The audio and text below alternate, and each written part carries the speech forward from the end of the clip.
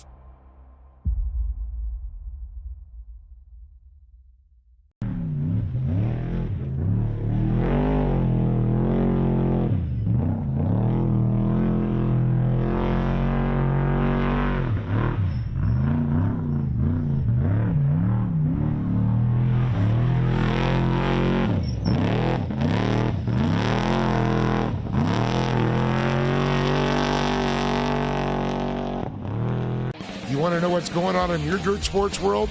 Whether it's four wheels, two wheels, Dirt Sports World's got you covered. From the dirt to the dunes, we bring you the latest action in racing, to lifestyle, the newest parts, the newest vehicles, and what the superstars of off-road are up to.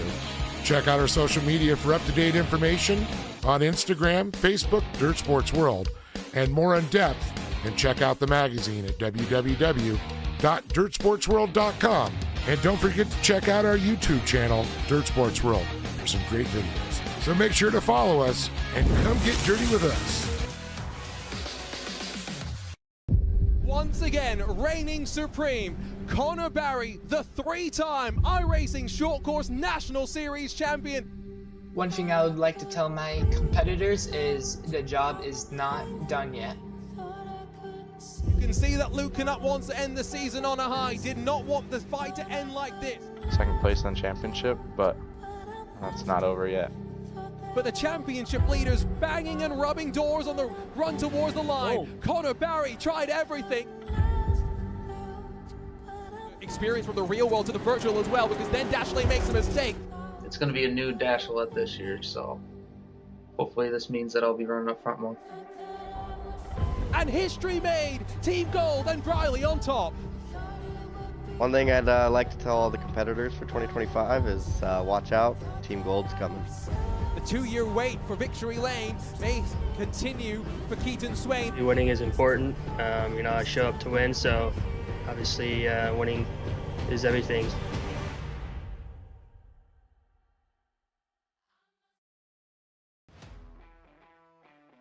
I'm really excited about Long Beach. I think it's going to be a great venue for the Iracing Short Course League. Being a sponsor for it as well is going to be really cool. I think it's going to be one for the books. I'm excited to see what happens, and I can't wait to show everybody what's coming for it.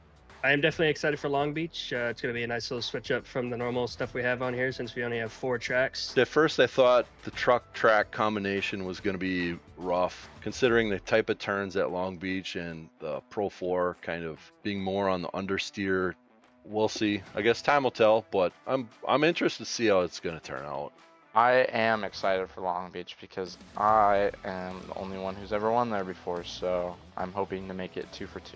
It's going to throw a wrench in the situation for a lot of the teams out there, and having all these trucks on the same track in those tight corners it's going to be interesting. So excited to see how it plays out.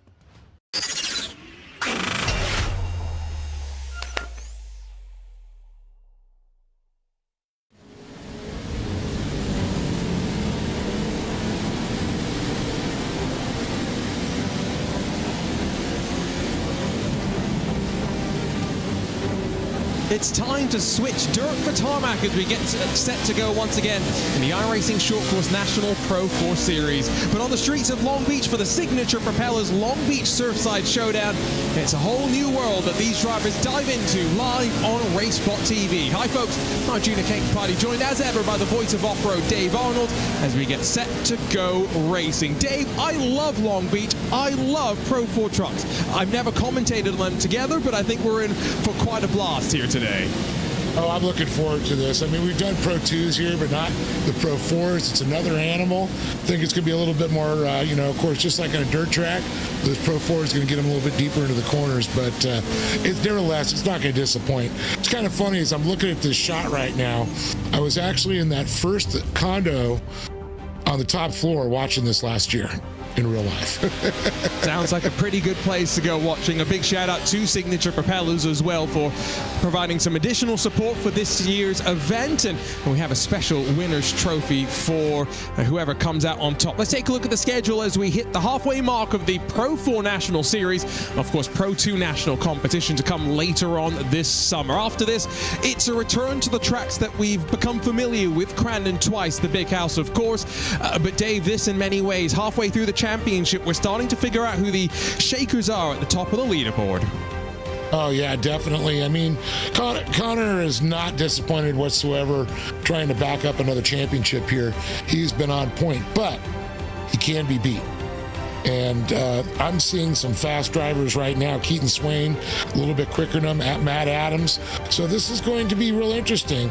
But, the usual suspects, they're sitting within the top 10, as we would expect.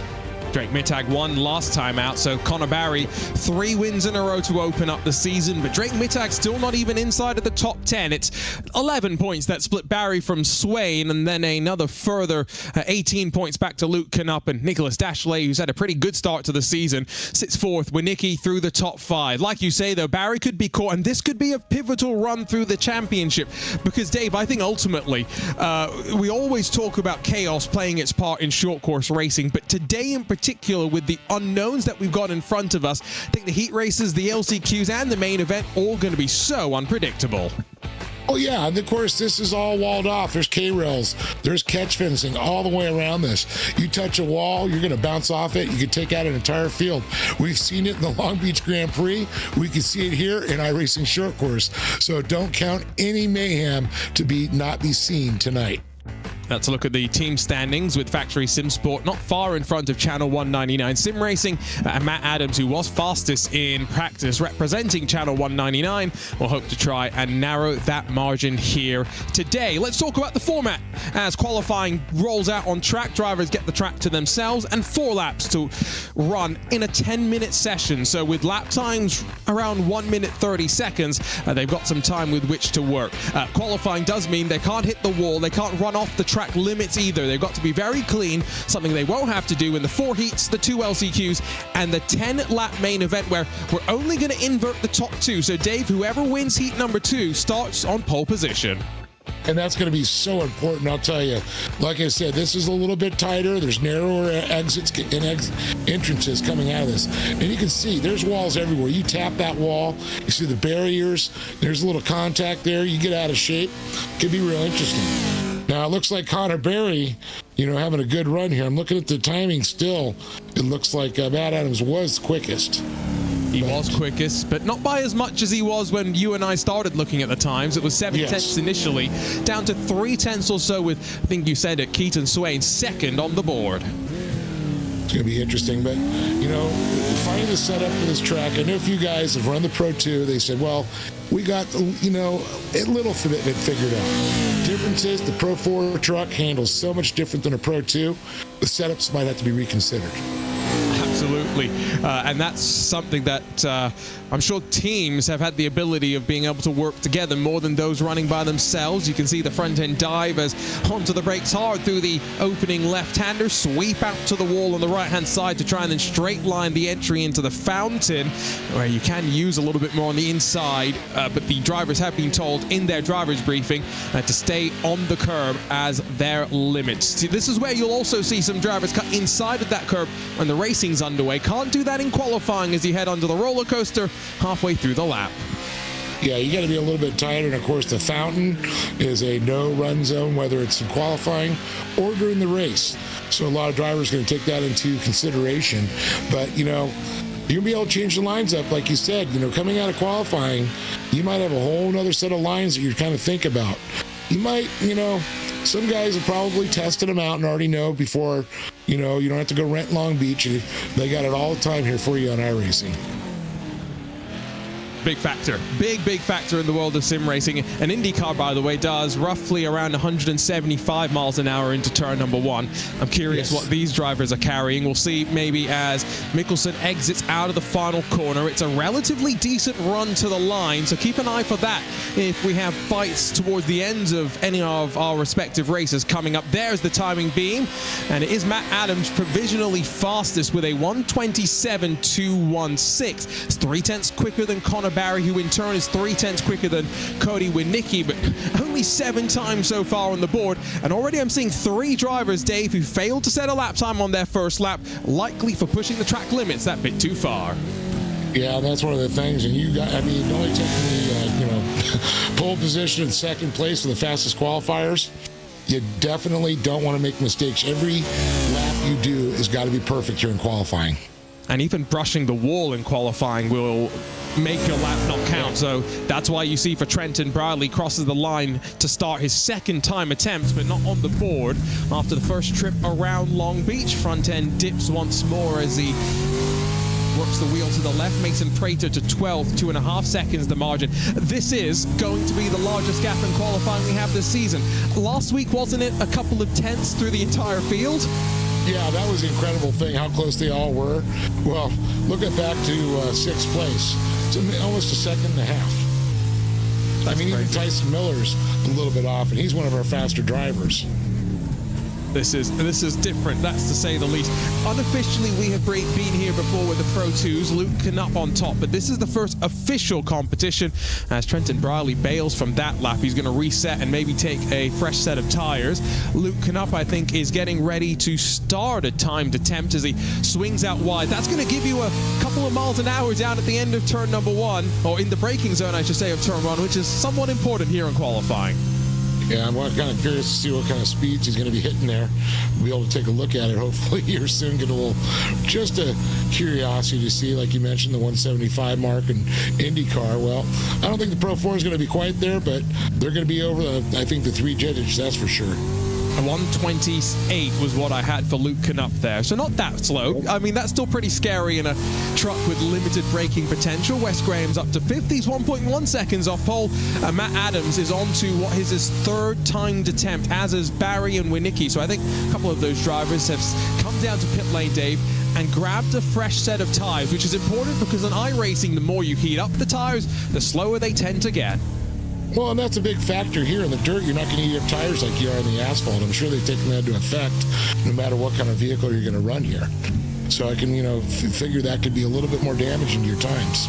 Even with the relatively cool conditions, it's 19 degrees Celsius out there on track right now, which is pretty cool for a Long Beach morning. How cool would you expect it to be, Dave, if we're racing next week, which they're, of course, getting ready to do out there in the real world?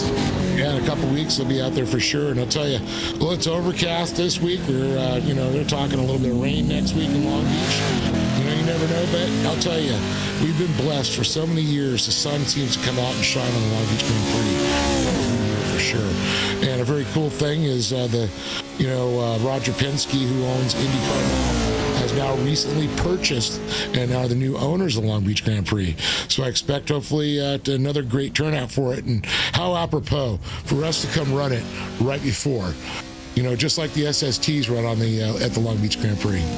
It's nice, although we have no jump, so we're only partially there. Impact Sim Sport Drake Mittag, winner a week ago. He's still yet to put a time on the board. Sean Winkler's gone to 3rd. Dennis Mickelsen's now up to A. And we are starting to see a bit more competition, but it's all effectively 3rd through 15th as Zachary Drapkin jumps up to 11th right now.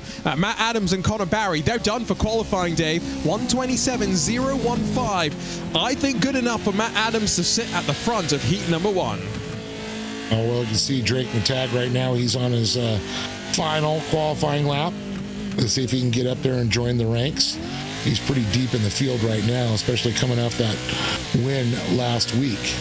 You can see the medal behind him. That's the reward that the winners from the first couple of rounds have had. We have a special winners trophy, though, as mentioned, for this particular event, the Signature Propellers Long Beach Surfside Showdown. Say that one 5 times fast. Nicholas Dashley up to 7th. Yeah, and I can tell you, those folks over at Signature Propellers, the Hill family, when I had my personal watercraft, I was racing. They used to do all my impellers, and we had our boat. Chewed up one of my stainless props, which those things, $400 to $600 to replace them. They fixed it. Those guys are awesome. That's all I can say. And they joined the likes of Mark 1 Race Gear. You can head to mark1racegear.com, use the coupon code IRSC5 to get 5% off your order, or head to boozyjerky.com and use the code iRacing Short Course for 15% off, all helping make this series a reality. We've got Pro 4 Series running through the first half of the summer, a Pro 2 National Series after that, and then our World Championship at the end of the year. Should be very exciting for Drake Mittag. I'm starting to feel a little bit of tension on his 3rd of 4 attempts, but I don't think he's going to have enough time to get back around and complete the 4th and final attempt. So this is basically do or die. A winner a week ago, and his first win in the National Series. Hugs it tight to the inside there as he tries to get through to the line. Looks down low, but got to focus up to the timing beaming. Shift still well in sync. 127.0 to beat. 128.4 is the time, but at least he's on the board. Should get him into the top 15. Yeah, that's what you need. You just want to be up there as close, get a good starting position for the heat races, because it's going to be tight. I don't think there's going to be a lot of passing. You might have to get a little physical, do some of the passing. Now, here's a former winner in the Pro 2 category you mentioned earlier, Luke Knupp. Let's see how he's going to do in this one. I did see the reaction from Drake, not happy, and the lap did not count for some reason, so I'm going to assume that through that final corner, hit the wall on the inside, and that, you can do it in a race, it's not going to cause any issues. Here in qualifying, invalidates the lap time, and Mittag's going to start from the back of one of the heats. Here comes Knupp, though, to the line, 3 seconds to go, and he's not going to be able to finish this one as the clock strikes 0, qualifying ends, and Luke Knupp runs out of time. Oh, heartbreaking. Wow, qualifying has some drama as 38 times on the board. Let's quickly look at the power rankings where, of course, with Drake Mittag's win, he slides up 3 positions to 5th, but new onto the board. Zachary Drapkin and Mason Prater. Yeah, there's, the usual suspects up there: Edmondson, Dashalet, Countryman, Swain, Canup, Barry. Not surprised, but with that, like you talked about, that big win with Drake Matag putting him up there. But Zach Drapkin, he's been caught in the back. He's been fighting his way. I know he's been putting his time in. I expect to see big things out of him in Long Beach.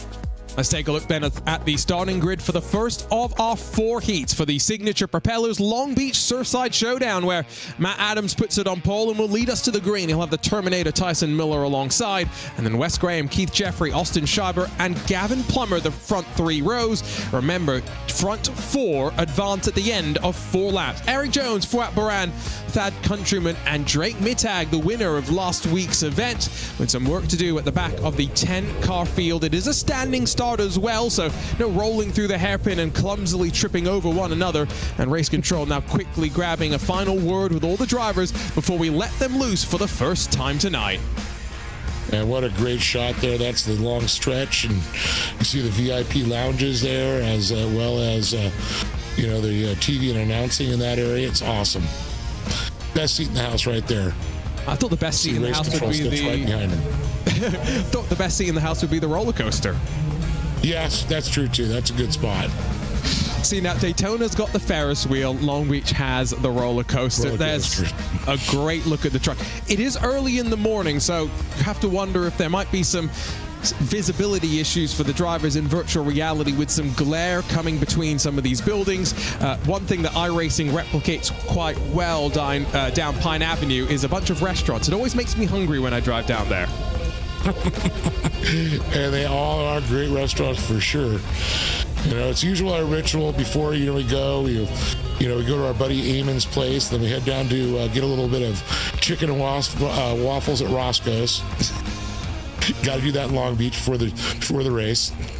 As a routine, like for the Indy 500, my routine is Charlie Brown's. That's the place I have to go to. So great place. Every great race has got those great iconic spots as well, and you got to go hit them. Just waiting on Tyson Miller right now, I do believe, before we're allowed to get going. But it's about 800 yards down to turn 1, so there's opportunity if someone doesn't launch these machines well for things to change around. And this is different from the standing starts that we have at Crandon, Dave, when you're on the dirt. I'm sure launching these machines off the asphalt's going to be very, very different. Oh yeah, they're going to have pure traction going for sure. That's for sure. 4 wheels are going to be biting that asphalt and concrete. Now that's the one thing about Long Beach. It's not all asphalt. There's a lot of concrete there too. It's another animal when you hit that concrete.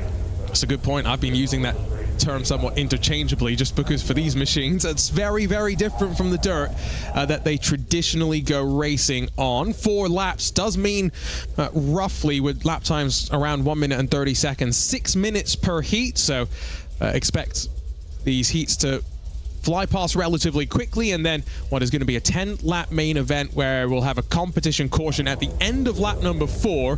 We'll stop and get 1 lap back for any cars that have gone laps down. This is a long hold for Tyson Miller. The Terminator's gone missing. Kind of strange to see it. Now, how long will they wait? That's a good question. Now you're going to go send me into the rule book.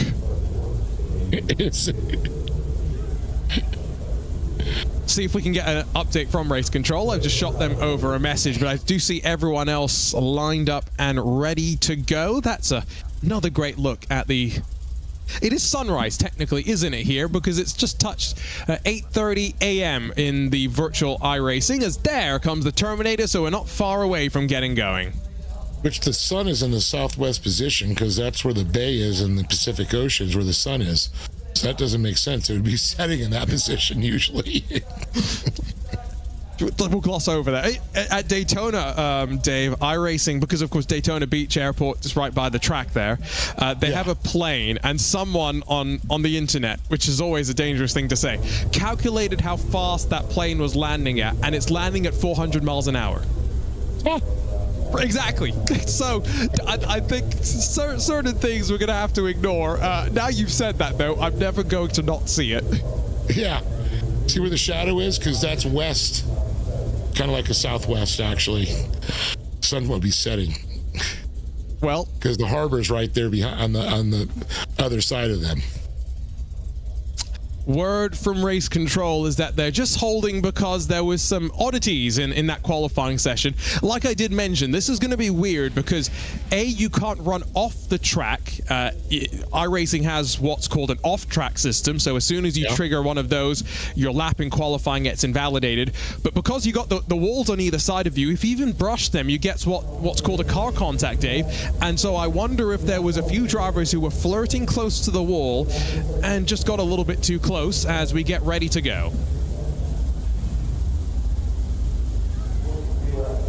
Here's a curious fact, how close, do you have to actually scrape the wall, or are they close enough where a piece of paper could fit between you and they're going to call it? You always want to leave a little bit more margin, I would say, in a situation like this. But the lights will build, the engines will rev for the first time tonight as we get set for Heat 1 of the signature propellers Long Beach Surfside Showdown. Good start from some behind. Drake Mittag got his run blocked, though, as they got towards the start line. Off to the opening corner. Remember, it's around 800-odd yards. And to the inside, Matt Adams has still got an opportunity to hold the lead. Tyson Miller's not going to be too brave around the outside with a tire bundle awaiting him if he's too greedy on the brakes. Single file as they slide up to the hairpin. Remember, top 4 to move forward. And that's what I talked about. There's going to be a lot of contact. You're going to actually probably physically move some people to get through those sections. You can see there's no room to pass through here. Unfortunately, there's going to be contact. I'm not going to say we're going to see it so much in the early heats, but later on, as we progress and get in the LCQs, it's going to get a lot more physical. Drake Mittag's already up to 7th. That's 3 spots gained on the start, but in front of him, no one has moved a position. And so the question will be, 3 laps to go at the line. Can Mittag in that 518 climb 3 more positions and get in front of Keith Jeffrey and advance in to the main event directly? Down East Side Way, a couple of machines scrape the wall. Some fiberglass has gone loose, but the front 4 build their advantage into the braking zone. And we're definitely going to see a lot of different, lines developing. Matt Adams, of course, he's going to have the fastest lines out front. But everybody else, like you said, they're going to be able to go outside those lines. They're going to be able to, scrap the wall, whatever you have to do. And you can see, there you go. There's the physicality I'm talking about. That was 3 wide for a moment, and somehow Drake Mittag was not pointed in the wrong direction, but they definitely cost each other some ground. There's no question about that. And 1.7 seconds now, the gap between 4th and 5th. There's once more into turn 1. They're going to go wheel to wheel. It's Eric Jones alongside of Thad Countryman this time around. And around the outside, that's not what you want to do. It can get you a slowdown. It can also take you directly into the tires, and Jones just avoids any trouble. Yeah, he just barely missed those tires coming around. That is you got to be careful on that line coming through that corner. One of the ways, they always say go a little wide to hit it in, but the problem is to set up for the next turn, you're way out of whack. Great move up the inside from Mittag through 5 to slide past Gavin Plummer. Now he's got to try and focus up to first Austin Schreiber, but a growing advantage up to Keith Jeffrey. We're about to get halfway through this first heat race, remember. We've got 4 of these heat races before we even glance into an LCQ. 2.1 seconds the gap, though, for your leader. Matt Adams is flying here on a road course. Very, very comfortable. I was kind of noticing how they're coming off. It's almost like they come out of turn 1 at Firebird. They come up, they turn 1, they hit up the wall, they go. These guys are using the wall to slow themselves down a little bit. It's a bit Ross Chastain-esque, going all the way back to the Hail Melon, if you will. Once more through the hairpin. I was worried about that one. They all stack up, and the look on board with Drake Mittag for a moment. That was Gavin Plummer and Thad Countryman coming to blows. 2 more laps to go, though, and those front 4 are now not fighting with one another as much. The 2nd, 3rd, and 4th not split by very much. Yeah, I was expecting a little bit closer battles, but you could expect that from the times we saw. It's just when you get into these hairpins, we're going to see them stack up a little bit. That's where we're going to see a lot of contact. It's been a great fight back from Mittag, I will say. After the issue in qualifying, if he was one of those drivers to have been afflicted by that, and he's not going to make it into the main event directly from here, but at the very least what he's done is give himself some slightly better start position for one of those 2 LCQs, where only the top 2 are going to advance. And so based on what we've seen so far, Mittag very good at moving forward. We might get a good example of what he looks like in defense in those LCQs. All the way at the back of the field, Fouad Baran and Eric Jones, they're ready to brawl. Yeah, that's a good point you brought up, is getting a better, even if you don't qualify the higher position, he's made it up to 5th now. You're going to do better in the LCQ. You want to be out front. We already seen what happens through the first term. You got a lot of speed, then everybody starts back, stacking up. When you go through the roller coaster, the hairpins, it's going to be tough to pass. You say it's going to be tough to pass, but one thing just springs to my mind. I was commentating on the IndyCar Pro Esports Championship they had last year. Max Verstappen, his esports team was Racing, Dave, and they had an incident at the end of EC Sideway, at the end of the back straightaway, where one of his teammates ran into the back of someone else, and effectively, I can't use the exact language because I'll get kicked off the air, but the emphasis was, in an IndyCar, you can do the bump and run. So if any of these drivers watch that, the message from Max Verstappen, get physical here at Long Beach. And I've actually raced karts here as a kid, and that's what we did. We got very physical. I raced the sprints and also the enduro karts here, and boy, I'll tell you, they work great scooping through the corners. You just kind of lift the rear end of the car, and that's what I saw already through that 90 degree. When they're getting on the they're getting on the brakes, the binders, the rear ends lift a little bit. The nose drops. You got somebody coming behind you when that happens, it's like a scoop. It's going to take you out of shape. I love just the nuance of car dynamics watching on iRacing. It's something they do really, really well, as much as we also love seeing the bodywork going flying as well. Fouad Baran, that's Eric Jones giving them a shove as they exit out of 8 for the final time. That's at the very tail end of the field. Meanwhile, at the front of the field, out of the hairpin, Matt Adams, 4 seconds clear after 4 laps. He's comfortable on the streets of Long Beach, and he wins in Heat 1 of the Signature Propellers Long Beach Surfside Showdown. Tyson Miller, Wes Graham, and Keith Jeffrey move forward, but give a shout out to Drake Mittag, 5 positions gained, just shy of a transfer spot. Yeah, very, very impressive for that young man the way he drove. But it's going to be, difficult coming on LCQ. Could he repeat the win again? I don't know. It's going to be tough, especially with Matt Adams, and Connor Berry with those times, Luke Knupp. We didn't see what Luke Knupp can get, but after 4 laps, man, Matt Adams, congratulations to him, Tyson Miller, Wes Graham, and Keith Jeffrey are going to the dance. Well, and for Channel 199 Sim Racing Team Championship in play, keep that in mind. So, front 4 have it now relatively comfortable to watch from the sidelines. Everyone else going to be trying to watch for who to keep an eye for. Connor Barry and Luke Knupp. That's a front row in heat number 2 as we get ready to rumble. Dennis Mickelson, Matthew Lindy inside the cut line as it stands at the start. Tom Grady and Christopher Plumley share road 3, and while 10 machines are lined up, Cross Kirchmeier, Joey Herbie, Keaton Swain will get underway. Aidan Irvine, as ever, in race control, keeping all the action flowing. Keaton Swain's got some work to do from the back of this field, Dave. Yeah, I'll tell you, this is a stacked field of talent right now in this heat race. And, not a place we're used to seeing Keaton Swain, not qualifying great, being in the back of the pack, having to fight his way up. It's going to be up to Luke Knupp and Connor Berry. They're going to go into, defensive mode. Those two will be battling with themselves, which could give some drivers some, a little bit of chance. These two drive smart, and they know they're in a qualifying position. We'll see how they play it out. Remember, there are a couple of points up for grabs in the heat races as well. So for Barry, Knupp, and Swain, 3 of the championship protagonists, if you will, they're all going to be thinking a little bit about that. Just final words from race control, but I've just seen the word has gone out. We're getting ready to rumble, so we'll keep an eye up to the left. When that flicks yellow, these drivers will start to see the lights build, and then 800 yards into turn 1, will it be Barry or Knupp that leads? You get the feeling both are going to be brave, and both will try and give it their all. Heat 2 of the Signature Propellers Long Beach Surfside Showdown is go, and off the line. Great jump from Barry. Closes the door on Luke Knupp instantly. He's going to have to cover to the inside as they rumble to the end of East Shoreline Drive, though.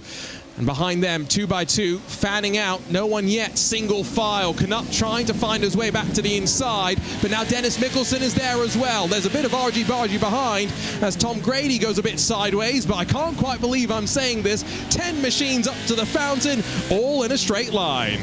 Yeah, definitely a little bit of contact there, Lindy and Grady for sure, but a great move. And you can see that Connor Berry actually moved out a little bit to make Connor go, a little bit deeper, but Connor just pushed Luke right out, set up the line just perfect for himself.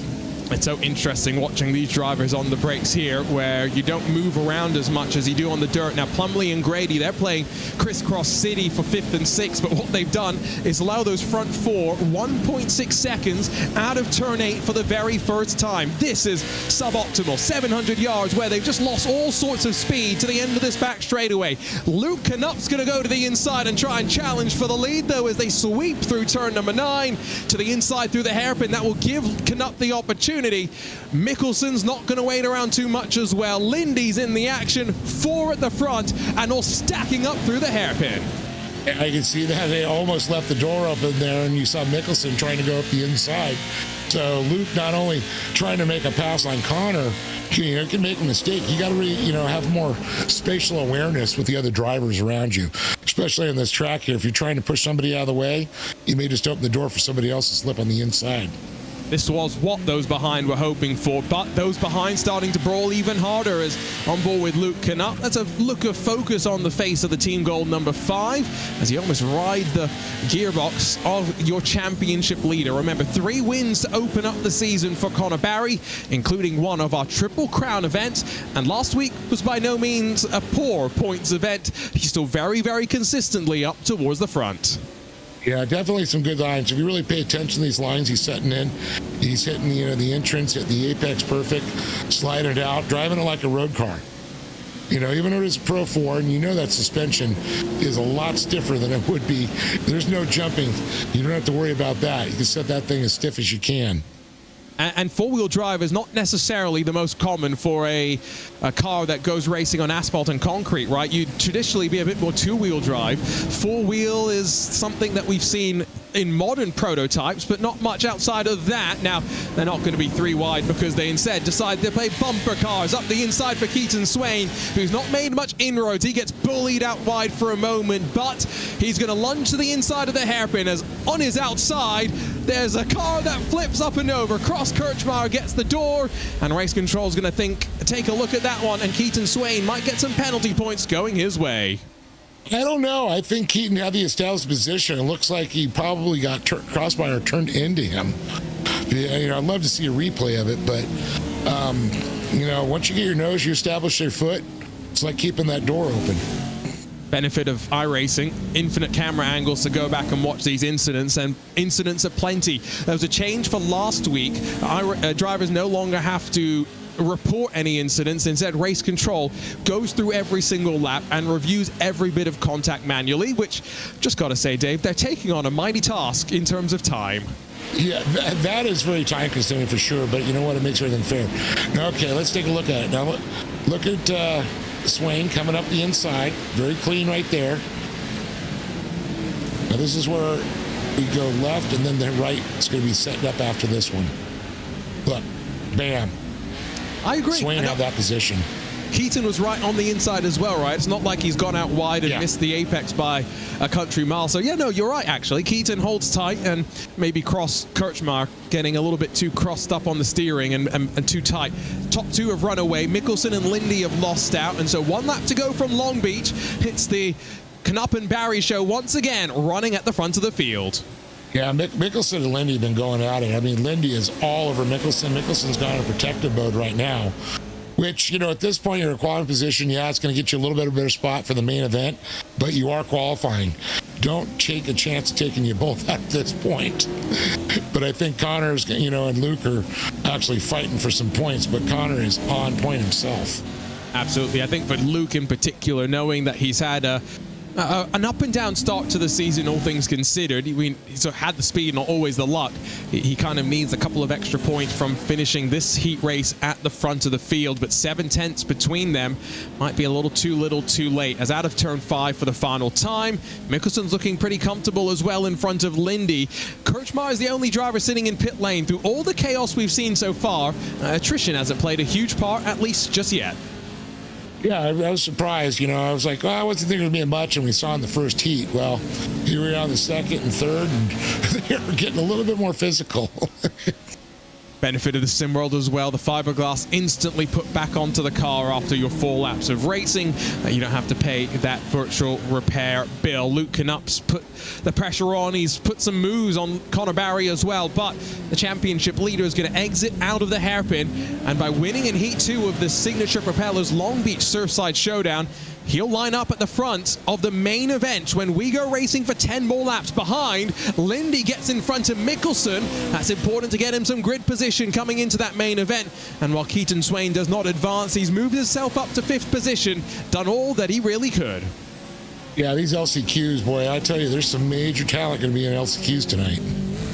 You definitely don't want to... Seeing these heat races stacked with the talent already is crazy. So Connor Barry, an incredible job. Luke Knupp, Matthew Lindy, Dennis Mickelson. But as you mentioned, Swain, he'll be up front when he fights in the LCQ with Grady, Plumley, Herbie, and Kirchmeyer will be joining him.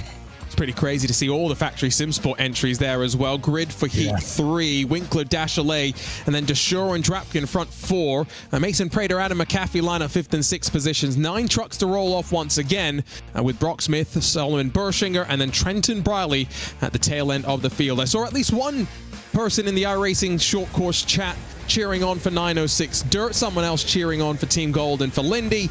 We're going to see a couple of those drivers at least in this respective race. And like you said, more physicality in that last race. I think they're all getting a sense, Dave, for what they're going to get away with from their fellow competitors. Yeah, and I think that's right. I mean, these guys have been watching the other 2 heat races, looking where they're going, looking where people are getting stacked up. And for example, I would have paid attention with Keaton Swain. If you're getting tight back there, what Keaton Swain went real wide that one turn to set him up through those next 3 ones to get that pass that he did on Kirchmeyer. That was a nice move. It was a beautifully set up move. And once we looked at the replay, you could see that Kirchmeyer maybe just didn't expect Keaton to stick it that well on the brakes. These cars slowing them down, it's not the easiest things by any means, and we're not reaching 170 miles an hour like an Indy car, but 130 is not slow into turn 1. Just waiting for one final driver, by the way, Brock Smith, before we get this race underway. Now, I should have asked this question before. Do they take brake fade into account? No, unfortunately, iRacing does not do brake fade. That would make That's one thing in Long Beach with these high speeds, and you're getting on the binders so much, those brakes would heat up and become a little mushy. It feels like you're stepping on a sponge. Well, that's the new trend in sim racing, actually. We've seen everyone with their force feedback in the years past, now with virtual reality. Yep. Now they have force feedback brakes and throttles, Dave. So I'm sure there's someone that makes a brake that can replicate what a mushy brake pedal feels like under heat load. Yeah, it's crazy. It's like, why aren't I stopping? And the harder you push, the softer it gets. See, it's always interesting talking to drivers who go from the sim to real. I was talking to a driver who's a bit tall. He's 6'2" or so and fit just about into the cockpit of a car where his left foot was riding the clutch and he was blowing his gearbox and no one knew about it. Things you don't think about in the sim racing world as we get ready to go for Heat 3 in the Signature Propellers Long Beach Surfside Showdown. Great start from the pole as Winkler's going to command this gallop down into the opening braking zone. Dashalet, Deshore, and Drapkin trying to potentially single file it out amongst the 4 of them, but keep an eye out for Mason Prater, Adam McAfee behind. No Brock Smith on this start, so only 8 trucks as we dive through the opening corner, and around the outside, a bold move from Nicholas Dashalet to the lead of the race. Yeah, you can see he was trying to move him over there, coming off that first turn there, and he was trying to get through the center. Very smart setup. Trying to move into your line, and that's what he took control right away that way. Winkler settled in. Dusher and looks like Drapkin are in qualifying positions, but Mason Prater, Trenton Briley, you got some heat behind you, boys.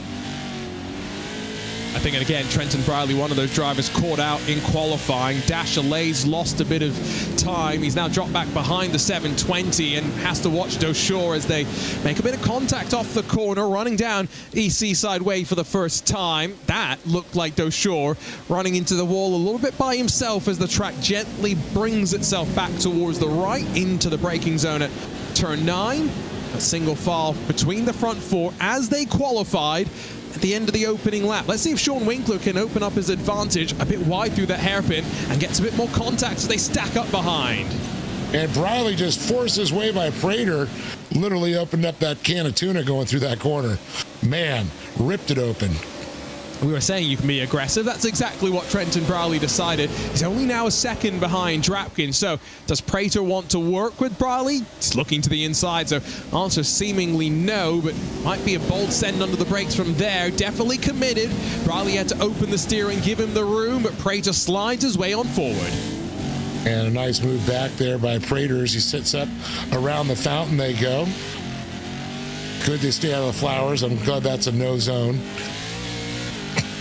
Batman's looking on, by the way. We should be careful what we say. He might come after us. Yeah. I'm Batman. And like we were saying, virtual reality for some of these drivers in this particular race, I think that will be very, very helpful. Just trying to judge how close you are to these walls. And that's a good point. You could actually, you can literally look through your side. Oh, big push there. Through turn 8, Deshore is slammed into the tires, but I think in these trucks you'll get away with it. Drapkin's going to bump the back of Nicholas Dachelet to the inside of turn 9, and the move's made up in the fight for second. I'm not met whether he just missed a shift there or whatever. Drapkin was accelerating, kind of dropped back for a second as he make that move now into third. Deshore also now going to turn it up there. Oh, goes a little wide in that corner. You should have really got down low. You got to, we're seeing you got to force the situation. This is great racing, though. This is, even without jumps, a showcase of why the Pro 4 trucks can go to many of the road and street courses around iRacing and put on a show. So maybe the next thing for the iRacing short course series is a dedicated series with just road courses. That's the 909 really opening up the entry to turn number 1. I actually like that idea. Seeing a series racing asphalt, all the famous tracks.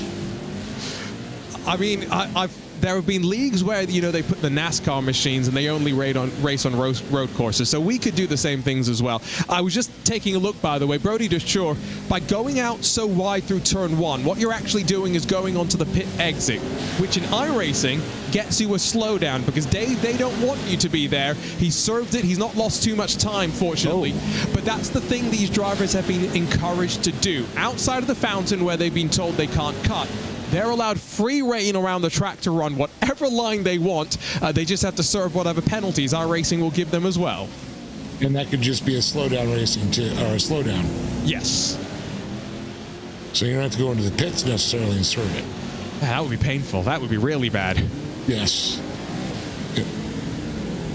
And a great move there. You see that they're keeping it tight. Dachelet, Drapkin. Now we can see Trent Briley still fighting with Mason Prater back there. Now this is going to come down to, with the final lap, the white flag's out, who's going to get in front of each other for that LCQ. Yeah, they've cost each other too much time in this fight, and that's the constant story that we've kind of seen as Brock Smith has just jumped into pit lane. So I'm hoping that means he will get out there for an LCQ, and there might have just been a slight issue that stopped him from rolling out for this third of the 4 heats. So still one more 4-lap dash for us to get to. The driver that wins this race is going to line up third in the main event, which will be 10 laps long, and that's Sean Winkler right now, who's 3 seconds in front of Nicholas Dachelet. And Winkler with a great run here for sure. I mean, the times are looking pretty good for Dachelet. Not far off of the qualifying times we're seeing. But you can see that Dachelet, Drapkin, he's way back there. And Prater's coming up on him quickly, it looks like. He went for it, that's for sure. Did the 909 and now forces Drapkin to be defensive for the final time, running to turn 9. Squeeze, there's barely a truck's width there. Drapkin's defended very, very well. He's going to have to watch, though, this run towards the hairpin for the final time, as plenty of contact being made as they run bumper to bumper into the brake zone, shoving their way through the hairpin. Sean Winkler wins, though, Heat 3. Dachelet, Drapkin, and Deshore, the rest of the running order. Only one change between those 4 inside of where they qualified. Mason Prater and Trenton Briley really closed the deficit on the final lap. And you can see Deshore looked like he was trying to use Drapkin as his brakes there. Drapkin was on the binders. Cher was a little later on the brakes and hoping to force him into a mistake, but as you can see, it turned out well for Winkler, Dachelet, Drapkin, and Ducher. With Prater, Briley, McAfee, Borschinger, and Smith, 3 laps down, but at least make it to the LCQ. They say 8 breaks are better than 4, and so I can understand what the 909 was thinking. Ready to go. Final heat of the day, and it's going to be Cody Winicki and Josh Edmondson, who were pretty quick in qualifying. Up on that front row, Evan McFarlane and Tyler Shattuck, row 2. We saw Matthew Lindy quick. Does the KES 444 have some speed in its setup? Crystal King and Carl Cooper just miss out on the automatic transfer spots in terms of qualifying. They'll line up in row 3. Jeff Ives, Christian Noble, and then Cody Vanderveer, the 9 that will get ready to go. Remember, 4 to move forward, and the last couple of races increasing in their physical intensity.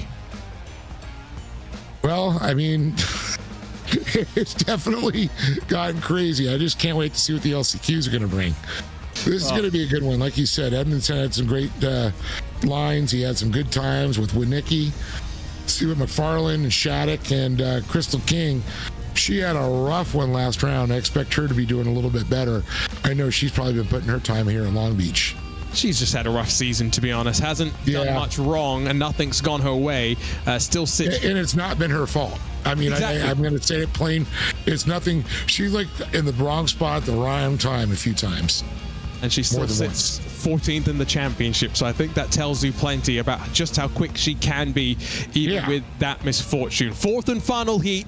As the lights build, we're ready to go. It's going to be Cody Winicki, Josh Edmondson on the front row. Signature Propellers, Long Beach Surfside Showdown action once again. Good launch from that front row. 3rd for Evan McFarlane's going to see him be able to clear Tyler Shattuck. It's Crystal King, 5th in line. Going to finally give us some excitement down into the left-hander, the first braking zone of the lap. She's shaping up in that Shenandoah Shine machine, and she'll have an opportunity because Shattuck's all sorts of out of shape. Everyone's out of shape. Evan McFarlane's gone to the lead of the race from 3rd position, but everybody through the fountain section for the first time. And you can see they look at their coat. Might be a little infraction there. They went through the flowers, tiptoed through the daisies there. It didn't do them any good for sure. McFarlane with a beautiful move there. Edmondson showing some great speed. We can see Winicki on the move there. Kyle Cooper, we saw him go by on the 73.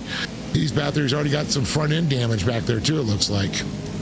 This could be the first race where the pole sitter does not go on to convert. As you see outside of that front 4, Crystal King and then Carl Cooper, Jeff Ives squabbling with one another. That's all sorts of out of shape for the 906 dirt machine, but avoids clattering the inside curb too heavily onto EC Sideway once again. Side by side for the race lead. Evan McFarlane's on the outside as Edmondson tries to block him off. Into the wall momentarily for the 444. Cody Winicki finds his way around the outside. Hits all action in this 4th and final heat. And that's a good spot. That's exactly how Swain did it there. Winicki jumps down to the inside, gets McFarlane back to 3rd. Vanderveer, you can see him there. Fiberglass flying through the air. Crystal King still just outside that bubble right now, but Vanderveer is in her sights for sure. Now watching this going around the outside, McFarlane trying to make a move now. Winicki trying to get to the inside, but he's going to be on the outside of this turn and they go into the left-hander. He's trying to induce an overcommitment on the brakes, but McFarlane's wise to it, does not make what would be a rather rookie error at this point in the race. Feeling the pressure, dealing with it, that's the same whether you race on the dirt, whether you're here on the streets of Long Beach. So these drivers know exactly how to defend in these sort of situations. It's those lines, though, and executing on them, which can be a little bit more difficult to do. Vanderveer is not far away from Crystal King, so we're going to have to keep an eye on that 4th and final transfer spot. There's a look behind the wheel of the 159. Yeah, great shot with Vanderveer. He's looking very calm right now, very focused. Total on that last qualifying position. Looking smooth. You can see Winicki up in his sights up there as they continue to battle with McFarlane. Now, this is a good time, I'd say, for Vanderveer. Get up into that position, that we saw that Swain did. If he can get up there, because this is a good point to go on the outside. It's not close enough yet. His hat said, "Make America wild again." I think we need to make that front 3 fight a little bit more intense, and then he'll be right there. Crystal King and Carl Cooper starting to hold each other up for 5th and 6th position. So Van der Veer in that no man's land as we finish the second of our 4 laps in this final heat. Is Cody Winicki going to get close enough to the 444 to have a look? Remember, can't go out too wide in that opening corner. It will get you that slowdown. They're all leaving that truck's width as they slide off to the left. And they, unfortunately, they think you're going to the pits, like you said. So that doesn't do them good. Ooh, hits the wall there, does the 444. A little bit too aggressively trying to open things up. Now that, stalemate right now, though, isn't it, Dave? Yeah, that's what I was going to say. It was like nobody's doing nothing. It's stalemate for sure. This will be a great shot, just working that suspension, especially coming out of this long right-hander. You'll just try and get the power down. And look at that margin. Look how close to the wall they get. And like we were saying, Dave, in VR, you can glance out to the left and you know exactly how much margin you've got. Yeah, definitely. You can see the damage there back there on Winicki's car. A lot of front-end dents going on there. Looking at the inside, he goes a little wide again. McFarlane with a great lines right now. Edmondson's clear as well, so I think McFarlane's more just focused on holding up Cody Winicki. And like we were saying at the start of the race, after everything that happened, first time our pole sitter isn't going to go on to convert and win their respective heat. White flag in hand. Where does Cody Winicki, who started this race from the front, elect to go on the 444? They've got a full second back to Cody Van der Veer, but they don't want to open that door into the braking zone for the final time. So Krista King back there in that 5th position with Kyle Cooper not far behind her. She'll be in a good spot, though. She stays where at going in the LCQ as we break them up a little bit. Should put her inside of the front 2 rows. Don't know exactly which LCQ she's going to get filtered into, but it's going to be crazy. Top 2 to advance. I would be very, very glad if I was one of those 16 that advanced directly from a heat race. Oh, yeah. This is what I would not want to go to the LCQ, because there's going to be a lot of talent, and we only take 2 out of them. And you don't know which one you're going to be in and who you're going to be with. I'd almost prefer to be in an LCQ at Crandon starting 10 wide. I don't know. That's just crazy to say. No, it makes sense. You have a better chance, I think. Here it's just, wow, you got to be on point. Got to be on point and hope for the best as well. Cody Winicki thought about it for a second, but then thought better of it. It's been interesting this 4th heat, that's for sure. The first time, pole position has not gone on to convert, and so Josh Edmondson's going to grab the win in this 4th and final heat of the Signature Propellers Long Beach Surfside Showdown. Evan McFarlane, Cody Winicki, and then Cody Van der Veer to move on forward. Crystal King gets quite close at the end of the day, but it's too little too late. Yeah, she was able to get up there, give him a little bump there, but unfortunately it was only, coming up to that checkered flag. It's the Channel 199 sim racing machine on top. I tell you what, they've got a great chance of maximizing points in terms of team championship today, but everyone outside of the front 4 has some work to do in those LCQs, Dave.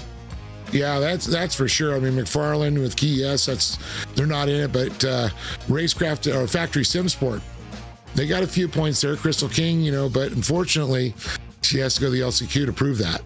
And we had one of our heat races where 3 factory machines missed out as well. So regardless of the situation, it would be quite remarkable to see at least 4 of the factory machines advance. Ready to go, though, with our LCQs. It's going to be 10 to enter, 2 to advance. And last week's winner, Drake Mittag, alongside of his teammate Mason Prater, can they control the tempo at the front? Austin Schreiber, Trenton Briley will line up behind them with Thad Countryman, Adam McAfee, 5th and 6th position. 7th goes the way of Gavin Plummer. 8th for Solomon Borschinger with Eric Jones and Brock Smith at the back of the 10-truck field. Again, 4 laps on the board. Only change from the LCQ, Dave. It's 2 to move forward rather than 4. I'm trying to figure out, that picture did not look like Mason Prater. I don't know who that was. Okay, but yeah, it's going to be interesting. This one, Mittag, Prater, Briley, Countryman. Oh my goodness. Some, I'm not counting out Schreiber or, McAfee, but I'll tell you, those are 4 big names that usually sit up there and fight their way in the mains. Have gotten word that Solomon Borschinger will not take to the starting grid, so 8th position going to be empty as we get ready to rumble. Remember, just those 4 laps, roughly 6 minutes of racing, and we've packed a decent amount of action, to say the very least. 2 of these LCQs, let's see how much more fiberglass we can send flying. Race control has just let the drivers know.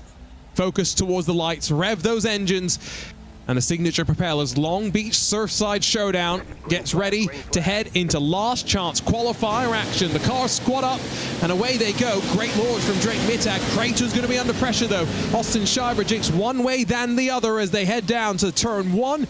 Bradley, Countryman and McAfee behind as well, just plotting where do they place themselves. Middle of the track for the top 2. Schreiber finds a door and tries to force it open though in the fight for second. And I'm seeing that as a couple of teammates right up front, correct? Yes, indeed. They've done very well, actually, out of the fountain to still be 1 and 2, headed through 4. Yeah, that's going to come down to it. These two, definitely fighting for their team.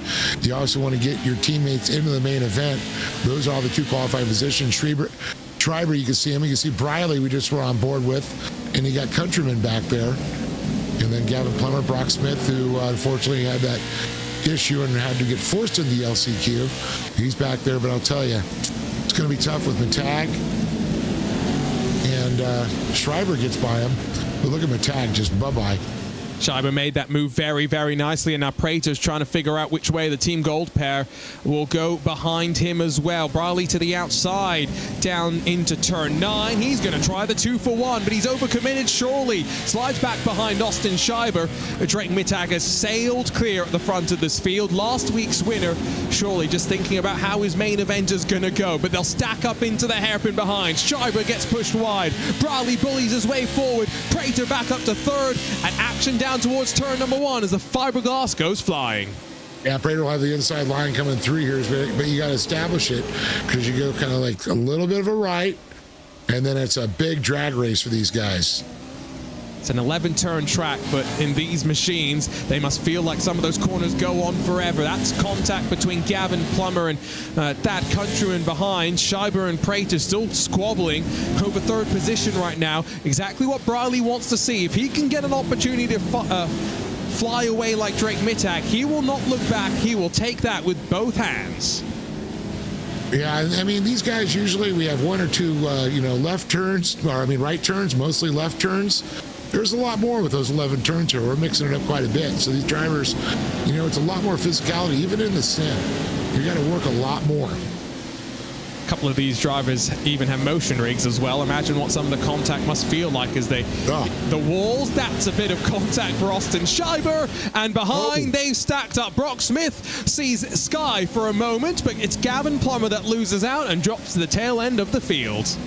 Well, we were missing jumps. Brock Smith found his. And Mason Prater missed his braking zone. He's found the wall instead. Yeah, definitely a little late on it, for sure. Wasn't expecting that out of Prater. Well, I tell you what, Trenton Briley's got his opportunity. Prater and Schreiber are so intent on knocking 10 bells out of one another that it's now 1.5 odd seconds between 2nd and 3rd positions, and they're still going at it to turn 1 once again. Yeah, you can see Schreiber trying to get a big move on the outside. Prater's going to push him a little bit wider, trying not to establish that preferred position coming into it. But the left-handers here. Mason's going to come around the inside. You're right. They are intent on letting each other know they're there. Yeah, no, I don't think they even think that there's a car up in front of them anymore. This is their fight for the win right here. Here's a look at the replay of slightly further behind. Oh, and he just gets squeezed into that tire bundle, which is jutting out from the wall. Yeah, it's definitely will send you into the pits with that issue. Well, attrition. Still have all 8 trucks out there, 9 trucks rather out there. Not that high, all things considered. So these trucks take a beating, definitely more than an Indy car. So that's nice to see. An Indy car loses part of its front wing, and they start complaining about downforce. We lose part of the front nose, and we just think the trucks look better. They look cooler. That's right. It's battle scars, isn't it? Yeah, you don't want to break a canard off on an Indy car. Think about how much that costs. Oh, jeez, yeah. Oh, yeah, somebody told me that nowadays, the clips used to be expensive back in the day, but they could be up of $30,000, $40,000 now. I can believe it. That is for sure. One final lap in this LCQ, and top two looking somewhat comfortable, I would argue. Drake Mittag and Trenton Briley have stayed out of most of the fighting. Austin Schreiber and Mason Prater have somewhat separated themselves out on this final lap of the race. 2 miles left to go. Yeah, Trenton, he had most physicality out there. Drake Mittag pretty much jumped out, didn't look back, but Briley worked his way up, got through Schreiber, Prater, and never looked back from that point. This is a track which was first hosted racing back in 1975. Formula One came here the following year, and IndyCar, or CART, first came here in 1984. The layout that we're running, only since 2000 have they been using this. And I've got to say, I sometimes go back and look at some of those old layouts with some of the high speeds that they had back then. Running a Pro 4 around those, that would have been also very, very interesting.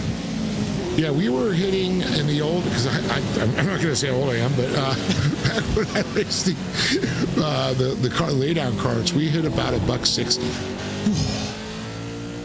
That sounds scary. And that's with two 100cc motors sitting underneath your shoulders. Well, we'll have to go find some videos of that if we can. Drake Mittag out of the final quarter, drifts and slides his way to the line. Victory in style in the LCQ, but the work's not done. He'll line up towards the tail end of the main event. He'll bring Trenton Briley with him, and everyone else done for the day in the Signature Propellers Long Beach Surfside Showdown. It's hard to get used to seeing Mason Prater not go to a main event. Or even Countryman, they've been there. Yeah. Eric Jones, Gavin Plummer, Brock Smith at the tail end of the field. These are some drivers who you wouldn't be surprised to see in main events either. It's just the reality of the short course national series now, with only 20 drivers in the main event and a field of almost 40. Half of the names are going to miss out, which is just crazy to think about as we take a look at the results of LCQ1. Yeah, it's crazy to see. Impact SimSport got up there with Drake. That's great. Team Gold, Trenton Briley. They're still on the board there for the team points, so great to see. Then Schreiber and Prater, unfortunate for those two, not making it. Top two confirmed from that LCQ. No race control changes. Let's go, though, for LCQ2 with Swain. Yes, Keaton Swain at the front of this one. He'll have his teammate Crystal King alongside, and then one more factory SimSport machine. Tom Grady inside of Carl Cooper. Let's see how they control proceedings at the front, with Plumley and Shattuck 5th and 6th positions. 7th for Joey Herbie, and then Christian Noble, Cross Kirchmeier, Jeff Ives, and Fouad Baran. It is going to be 11 in this respective LCQ, but still only the two to move on forward. We are just waiting for race control to give the final command to the drivers, but I think this one is going to be very, very interesting between the three teammates at the front of the field. Commands being given, eyes towards the lights once again. And the two final spots in the main event of the Signature Propellers Long Beach Surfside Showdown are on the cards. Who gets it? We're about to find out. Swain launches pretty well. So does Crystal King, but as expected, teammates 1, 2, and 3 as they run their way down East Shoreline Drive. First non-factory SimSport entries, Carl Cooper in 4th. Where does he pop himself? He's going to have to shape to the outside with Tyler Shattuck looking there as well. Teammates play bumper cars, though, through the braking zone. 37 gets out of shorts as Shattuck loses some speed. It's Swain and King, still 1 and 2, though, out of the fountain. And you can see Plumley trying to get up in there as he gets by Grady. You can see, up and over. We got carnage going on. 4 or 5 cars all caught up in it right there. A couple able to get by. That's going to move up Kirchmeier. Kirchmeier, unfortunately, had that incident early on, got flipped with Keaton Swain. He's probably got Swain in his mind right now. But back in 5th, it's going to be tough. Now up to 4th with Grady in 3rd. Crystal King, though, and Keaton Swain able to check out. That helped them quite a bit. Well, that's our first big one of the day, that's for sure. And only those top two not involved. Everybody else tangled up and various extents of damage through the field. Plumley and Ives already sitting in pit lane. They needed the flatbeds assistance to get there as well. Not expecting them to roll back out onto track. Meanwhile, Joey Herbie and Cross Kirchmeier around the outside. Herbie's going to hold on to that position. Realistically here, they're just fighting for bragging rights. There's no points on the line for any of these drivers, only those 2 spots in the main event, and Swain and King looking pretty comfortable right now, so 3 laps just to settle it between the 2 of them. Yeah, quite a lot of damage back there, and you can see Ives still in the pit. I guess his is the Ives of March on that one for sure. We almost need some Benny Hill music and just to play that sequence from after the fountain. I'm sure we can place a camera by turn 4 and there would be some entertainment. Oh. The fiberglass going flying, I was waiting for that to happen. iRacing simulated that quite well. Yes, that's realistic, I'll tell you. Love the overhead shot as we watch this unfold. You can just see the carnage. The 37 of Shattuck gets all the way side, and Cooper, Borland, and then everybody else follows. And that's how Kirchmeier and them got up into it. Cooper. Oof. Maybe one more look at it from above, but I almost wonder if Tom Grady, he's on the inside 3 wide, so he's got limited options, but he's the one that hits the wall. And then from there, the chain reaction kind of starts. He might be the one race control is most looking at, but you get the sense multiple people might take some blame for that. There have been a couple of drivers at the front of the championship who have had points penalties. This will give us another look. So he's got shoved once, twice, thrice. I mean, yes, he hits the wall, but he's got pretty limited control. Was a little out of shape already, too, though. Yeah, they're all, I mean... Again, they're all out of shape. benefit of the sim is you get on boards with every car, and you can move cameras around at free will. So, yeah, our poor race control team, they're going to be here till next week. Yeah, I love seeing the background. You can see all the Weiland paintings on the building there at the convention center. iRacing have done a great job, I think. Yeah. For years, this track used to live in what they called point cloud format. So it wasn't finished. You didn't have all the buildings around, and you just had these fake, like almost, it was like from a movie kind of things, like kind of the Matrix kind of vibe. When they said they were going to do this, I didn't quite believe it was going to look this good. But like I said, you run down Pine Avenue out of turn 6, and I get hungry because I see a California pizza kitchen, and I go, ooh, I want some pizza. BK, baby. It's just how my mind works, unfortunately. And Bubba Gumps is over there, and the Shark Club. See, it's going to be very different next week when we finish up what has been a stretch of 4 consecutive rounds back at the Wild West Motorsports Park. We're definitely not going to be talking about all that food. This is the view from Joey Herbie now. This is how he got through all of this. Now, I say get through all of it. That's probably the wrong adjective because he's in all of it as well. Yes, he felt every bit of it too, I bet. Oh, if he's at a motion rig, that would have been uncomfortable. Yeah. That's when you see your chiropractor the next day. Several trips to the chiropractor are required after that one. So no changes, as many would expect, as we get ready to end this race. Our final lap begins. 2 more miles for Swain and for King, but for Kirchmeier and Herbie, like we said, between the two of them, still some bragging rights. So off to turn 1, running down East Shoreline Drive for what will be their final time tonight. As Cross Kirchmeier is going to have to cover that middle, cover the inside into the braking zone. And you can see with the final lap, it's going to be Swain and King are going to take it. But, Plumlee, I'm sorry. Yeah, he's just shocking to see him all the way in the back, too. Yeah, he's going to be frustrated. Although, I will say, Factory Sim Sport, they'll lose Tom Grady and Plumlee, but at least they've advanced Keaton Swain and Crystal King. They're not going to be getting many points at the back of the main event, so they will have to move forward. We will have a competition caution at the end of lap 4 of 10, so an opportunity to pack the field back up. We might see plenty of the trucks looking like this, a bit Mad Max-esque after 4 laps, I think. Yeah, a little worse for wear, for sure. One thing I think they left out is the Taco King. There's islands. See, maybe that's what iRacing has to do. Every year we need to come back and update it with new restaurants. Poor iRacing art team shouting, Arjuna, why would you do that to us? We've already got enough work, just not adding Wheatland at least yet. Anyway, out of the final corner, here comes Keaton Swain. 5 and a bit seconds clear of Crystal King, his Factory Sim Sport teammate. But the championship contender has done enough to make it to the main event, but the hard work's only just beginning. He's going to line up 18th of the 20th when we get ready to go. Yeah, that's going to be a little rough for seeing him all the way in the back. It's going to be a rough, one. But it's good to see Crystal King, especially after the way she was a rough season so far, we'll just call it. Rough to say the least. We'll grab a look at our results, see who we are saying goodbye to, And then get ready for the main event of the night. 3 factory SimSport machines at the front, but only the front 2 to move forward. And so bye-bye to Tom Grady, Cross Kirchmeier, Joey Herbie, to Carl Cooper, Tyler Shattuck, Fouad Baran, and Christian Noble, alongside Jeff Ives as well, who finishes this one 2 laps down, 3 laps down on the board for Christopher Plumley. We've got about 3 minutes of a warm-up session for the drivers who advance directly from the main event, from the heat to the main event, to get back on track and to maybe grab a brief warm-up session. But before we take a look at more on-track action, for those that missed the start of our coverage, special video as these drivers talk about this special treat coming to Long Beach for the Signature Propellers Long Beach Surfside Showdown.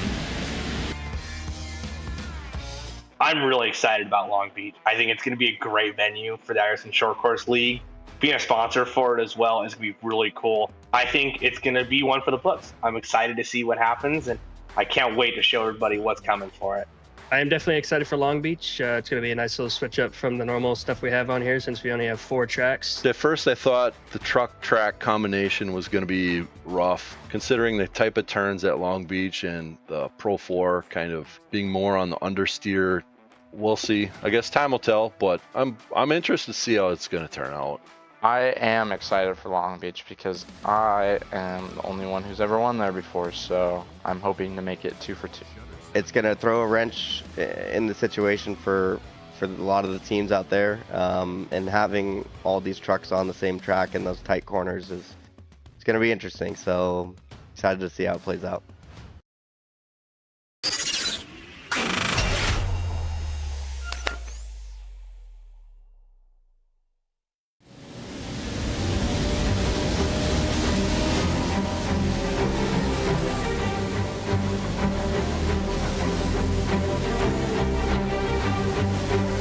We've switched the dirt for asphalt and concrete as we get ready to rumble for the Signature Propellers Long Beach Surfside Showdown, halfway through the iRacing Short Course Pro 4 National Series in 2025. I'm Juna Kankipati alongside of the voice of off-road Dave Arnold, live on RaceBot TV and on the iRacing Short Course channels as well.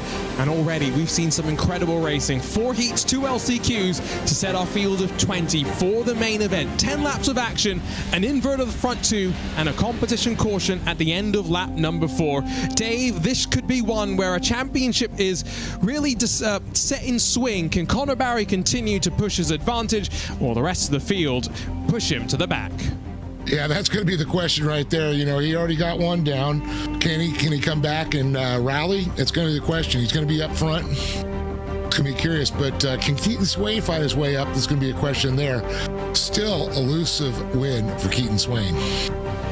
I'm not going to bring up how many days it is. You brought that up first today, just for the record. You can see the warm-up just finishing up as the drivers practicing. Knupp and Barry, we saw them in their heat together, so we've already seen a bit of the action. Red number boards on the side of Connor Barry, by the way, if you want to try and keep an eye on our championship leader, who, remember, 3 wins to open up the season. It was Drake Mittag a week ago who put himself into victory lane. How will they rumble though for 10 laps here? Here's how they'll line up. It's Connor Barry after winning heat 2 that grabs the invert to be on pole position. Matt Adams has been flying through the event so far. Keep an eye out for him in that Channel 199 sim racing machine to try and break away.